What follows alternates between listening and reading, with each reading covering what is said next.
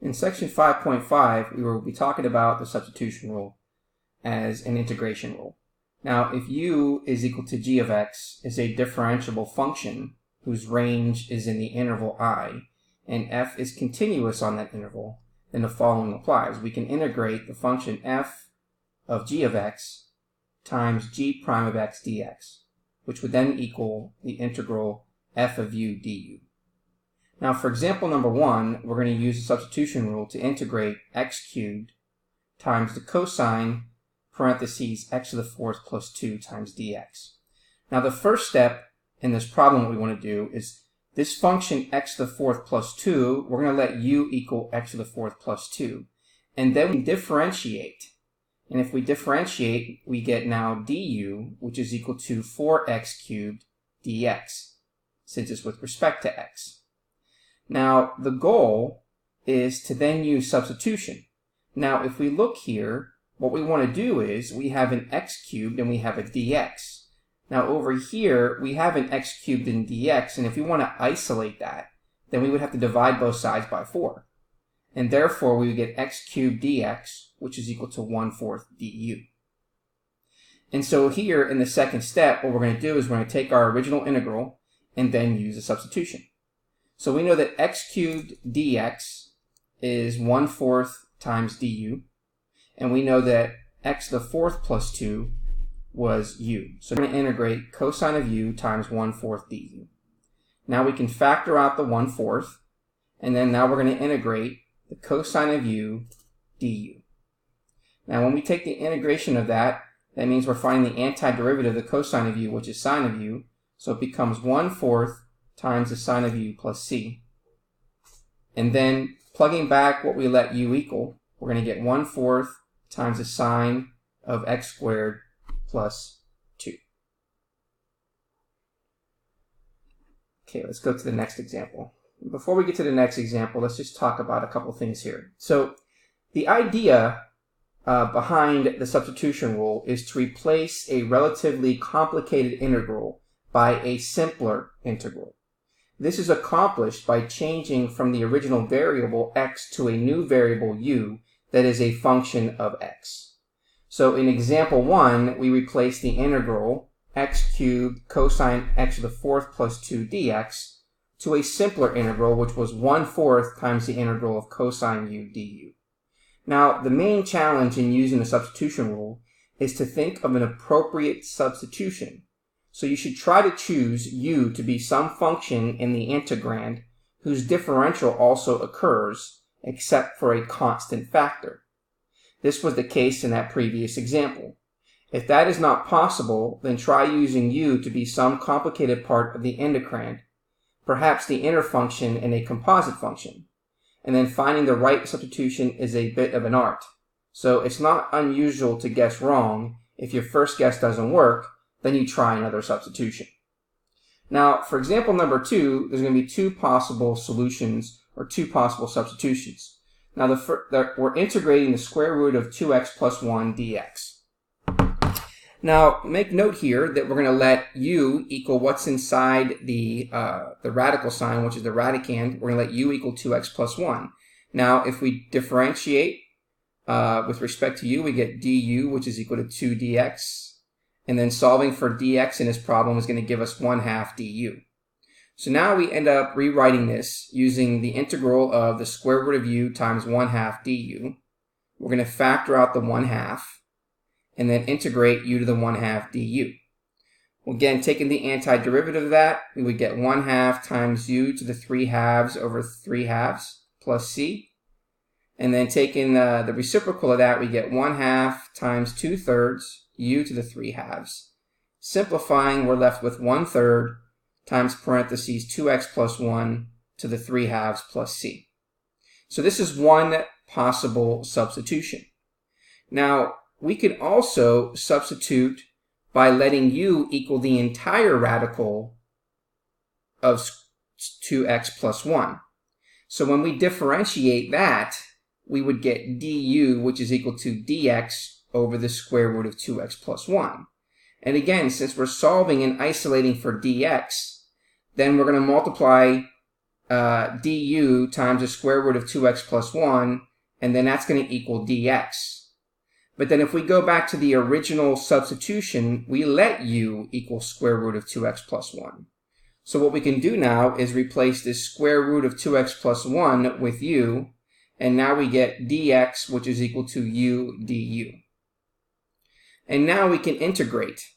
So now we have the integral of u times u du, and now we get u squared du. And then finding the antiderivative of that gives us 1/3 u cubed plus c. And then let's follow our substitution.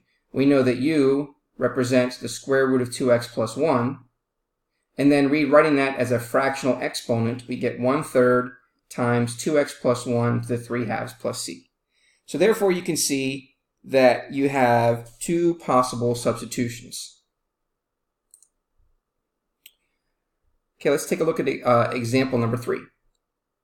Example number 3, we want to find the integral of x over the square root of 1 minus 4x squared dx. So again, let's start with letting u equal 1 minus 4x squared, which is under the radical, the radicand in the denominator. So we're going to let du equal negative 8x dx, since that's the derivative of that. And then solving for x dx, since that's what we have in our numerator, we get x dx, which is equal to negative 1/8 du. So now we can use this as our integral. So we know that we let 1 minus 4x squared equal the square root of u. We know that we have negative 1/8 du is equal to x dx, and we can factor out the negative 1/8. And now if we want to make this simpler for us to be able to find the antiderivative of this becomes u to the negative 1/2. And then the antiderivative of that becomes 2 times the square root of u times negative 1/8 plus c. And therefore we end up with negative 1/4 times the square root of 1 minus 4x squared. Okay, now the answer to this example could be checked by differentiation, but instead let's check it with a graph. So in this figure, we have used a computer to graph both integrand, which was x over the square root of 1 minus 4x squared, and its indefinite integral, which would be negative 1/4 down here, the square root of 1 minus 4x squared. So we take the case that c would equal 0 so that we can graph that function. And then if you notice that g of x decreases, okay, when f of x is negative, and increases when f of x is positive. And it has its minimum value when f of x is equal to 0. So it's reasonable from the graphical evidence that g is an antiderivative of f.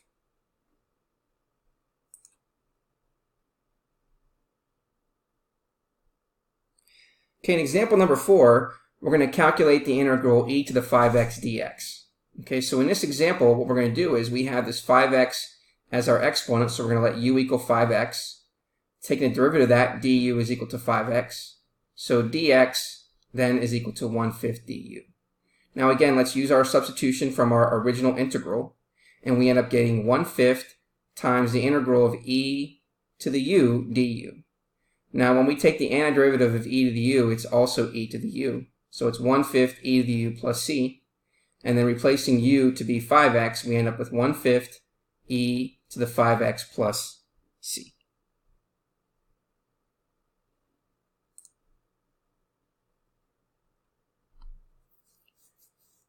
Okay, now for example number 5, we want to calculate the integral of tangent x dx. So one thing we can do is use our trig identities.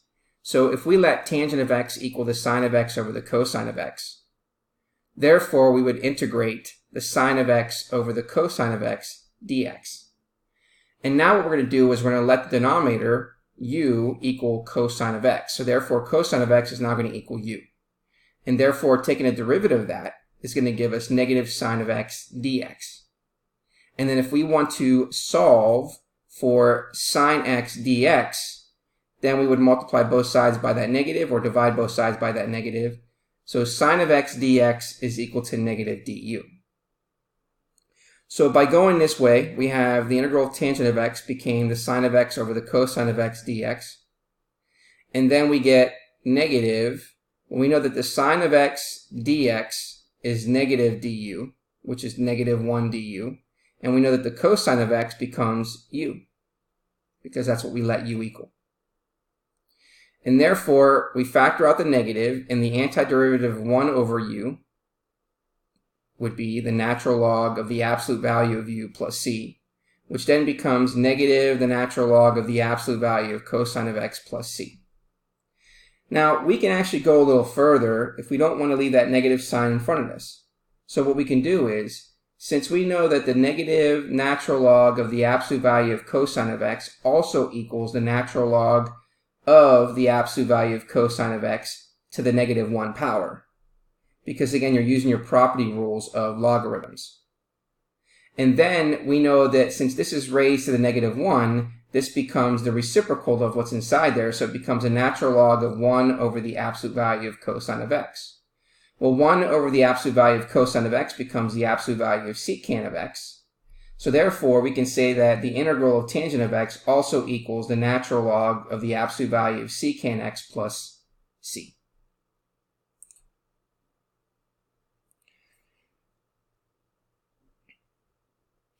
Okay, so we also have substitution rule for definite integrals. Now remember, definite integrals have our intervals where we have a value for a and a value for b. So if g prime is continuous on that interval from a to b, and f is continuous on the range of u is equal to g of x, then we would also have the same definition, but now we're going to include our intervals. So this rule says that when using a substitution in a definite integral, we must put everything in terms of the new variable u, not only x in dx, but also the limits of the integration. And the new limits of integration are the values of u that correspond to x is equal to a and x is equal to b. So let's take a look at the proof here. Okay, if we let f be capital F be an antiderivative of lowercase f, then by equation number 3, f derivative f of g of x is an antiderivative. Capital F g of x is an antiderivative of f of g of x times g prime of x.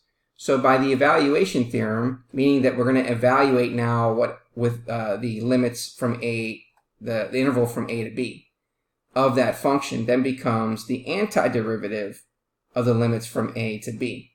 And then we would find f of g of b minus f g of a.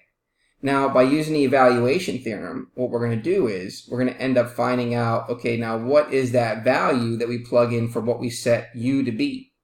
And so we'll see that specifically in the next example. So you're going to get the same result, but we need to change those interval numbers when we substitute. So it's really important to remember to do that when you substitute.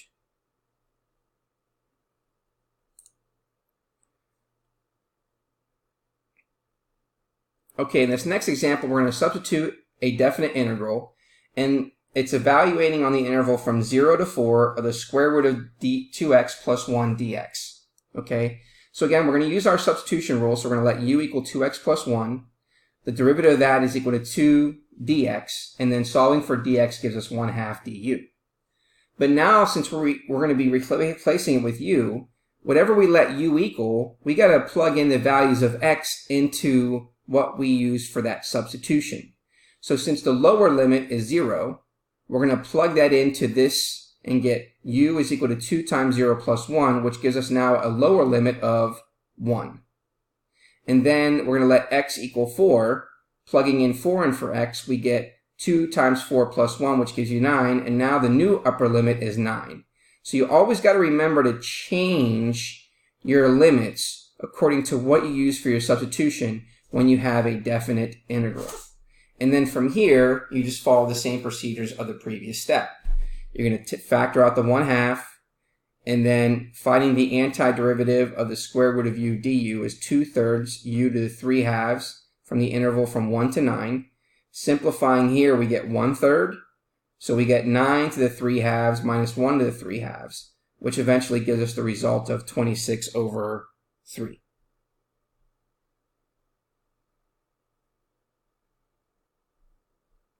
Now, we can also look at this geometrically. Okay, so the geometric interpretation of example 6 is shown in the figure. So when we use the substitution of u is equal to 2x plus 1, it stretches the interval from 0 to 4.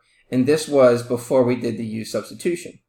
Now, by a factor of 2, and it translates it to the right by 1 unit, because now it's now gone over to 1 and then to 9. So basically what happens is it's stretched, okay, by a factor of 2, and then it translates it to the right by the value of 1.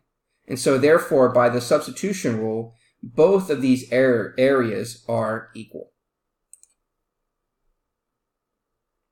Okay, now example number 7, we're going to evaluate on the definite integral from 1 to 2 dx over 3 minus 5x squared. We're going to let u equal 3 minus 5x, and then derivative of that is going to be negative 5 dx. And again, solving for dx gives us negative 1/5 du. So again, we got to change our original limits to our new limits. So by plugging in 1 with our lower limit into the u, we get 3 minus 5 times 1, which is negative 2. And then the upper limit, which is 2, we're going to plug that in and get 3 minus 5 times 2, which is 10, which gives you negative 7. So now this integral becomes this one. You're going to factor out the negative 1/5, and now the lower limit is negative 2, the upper limit is negative 7, and this is du over u squared. And now finding the antiderivative of 1 over u squared becomes negative 1 over u. And so therefore, we take our negative times our negative, which becomes now 1 over 5u, and then now put in the interval from negative 2 to 7. So we get 1/5 times negative 1/7 plus 1/2, which ultimately gives you 1 over 14.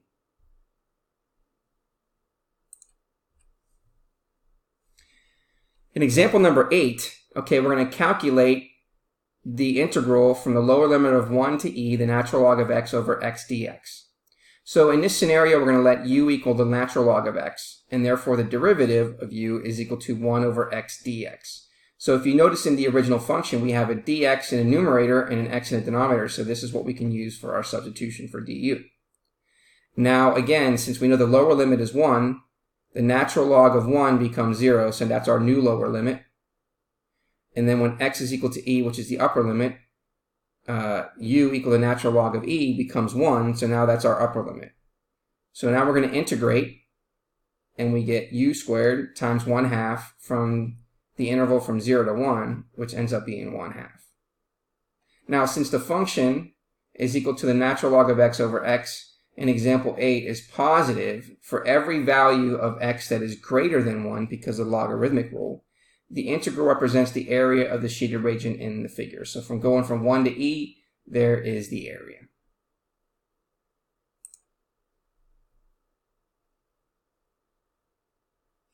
Okay, next.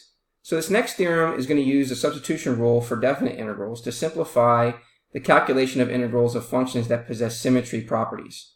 So there's two forms. Integrals of symmetric functions. Suppose f is continuous on the interval from negative a to a.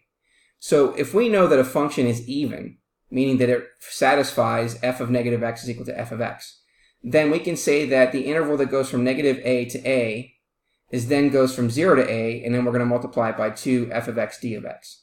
So what it's saying here is if it goes from negative a to a, that means you got the same area over here and the same area over here, which makes that two areas. So instead of going from negative a to a, we can say that this is two areas that goes from 0 to a. So that's why you're multiplying by a factor of 2. Now, if the function is odd and it satisfies this scenario, then regardless, it's going to be 0. Because the area here and the area here, when you combine them, it's going to give you a value of 0. So taking a look at these last two examples. Example number 9, integrating an even function. And it's going from negative 2 to 2, x to the 6 plus 1 dx. So we know that f of x is equal to x to the 6 plus 1, and it's going to satisfy the rules for an even function. And then because of that, instead of going from -2 to 2, we can say we can take 2 and now times the integral that goes from 0 to 6 and then integrate the following function. And then following the rules for find the antiderivative, we would get an area of 284 over 7. And then the last one, the integrating an odd function, going from -1 to 1, tangent of x over 1 plus x squared plus x to the 4th d of x. Okay, this function, when we use the rules from f of -x is equal to negative times the f of x, it becomes an odd function. So once we know it's an odd function, we can't go any further but just to say that the area is going to equal 0.